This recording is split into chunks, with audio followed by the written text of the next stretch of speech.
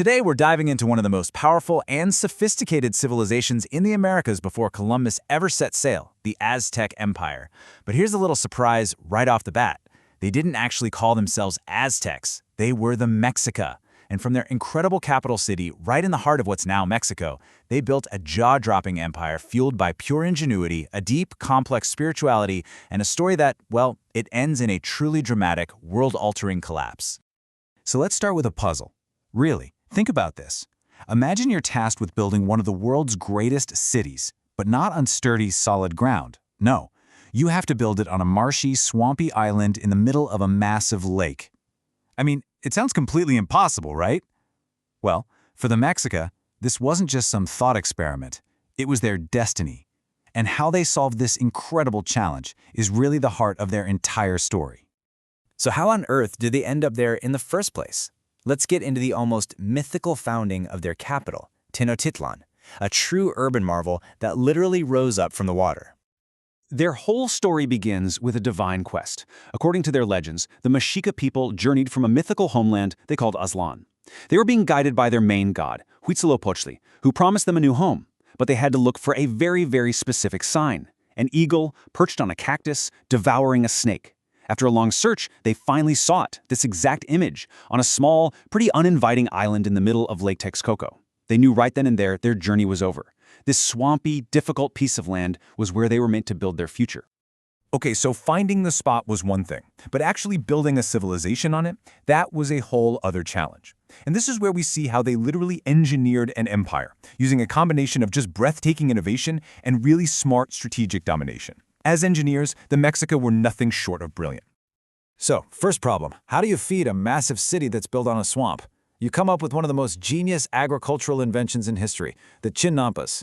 You might have heard them called floating gardens, but they didn't really float. They were actually man-made islands, built by layering mud from the lake bed with decaying plants.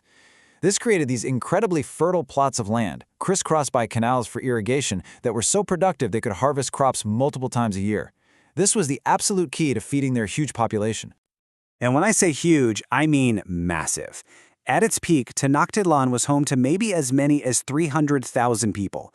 Now, just to put that into perspective for you, in the early 1500s, London had maybe 50,000 people. Paris, one of the biggest cities in Europe, had around 200,000. So yeah, the Mexica capital, this city built on a lake, was one of the largest and most complex urban centers on the entire planet. Of course, a city that big doesn't just run on food. You need power. And the real turning point for the empire's growth came in 1428. With the formation of the Triple Alliance. Tenochtitlan teamed up with two other powerful city-states, Texcoco and Tlacopan. This alliance became the unstoppable military engine that would go on to conquer the entire region.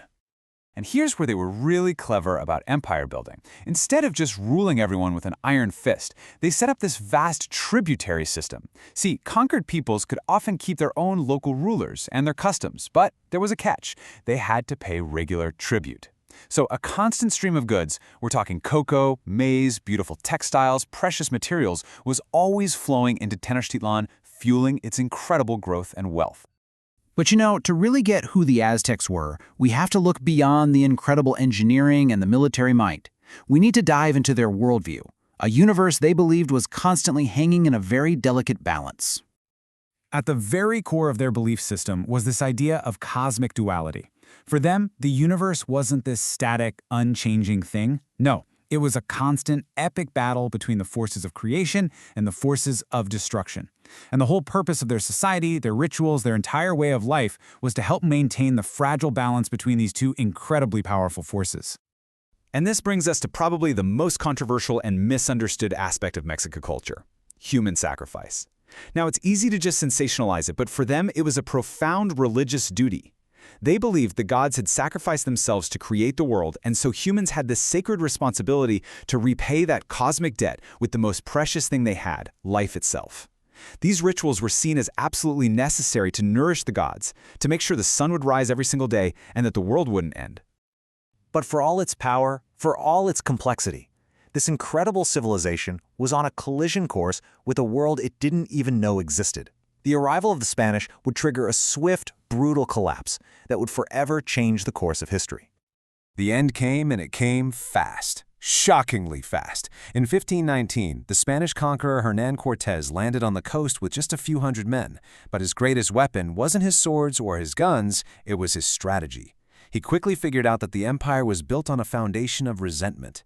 By making alliances with indigenous groups who hated their Aztec rulers, he was able to grow his army with thousands of local warriors. The final act was a brutal siege. After cutting off all food and water to the island city, the magnificent Tenochtitlan finally fell in 1521, just 2 years after Cortés first arrived. So it's really important to get this. The empire didn't fall just because the Spanish showed up. Its collapse was really a perfect storm. You had the internal pressure from that tributary system, which created a lot of enemies, a key weakness the Spanish brilliantly exploited. But the final, most devastating blow was an invisible one: European diseases like smallpox. The native population had no immunity, and it wiped out millions, completely crippling their ability to fight back. But here's the thing. The fall of Tenochtitlan, that wasn't the end of the story, not by a long shot. The empire itself was destroyed, but its culture and its people endured, leaving this incredible mark on the world that we can still see and feel today. The Mexica legacy is absolutely alive and well, especially in modern Mexico. The language they spoke, Nahuatl, gave the world words you use all the time, like chocolate, tomato, and avocado. Their art, their mythology, it's still a powerful source of national pride. It's this profound story of resilience, and it just proves that even when an empire falls, its cultural memory can echo for centuries. And this brings us to a final, bigger question, right? The story of the Mexica really forces us to ask, when all the structures of power completely crumble, what actually endures? Is it the language, the stories, the food? Is it just the memory? Their story shows us that sometimes the echo of a civilization can be just as powerful as the empire itself.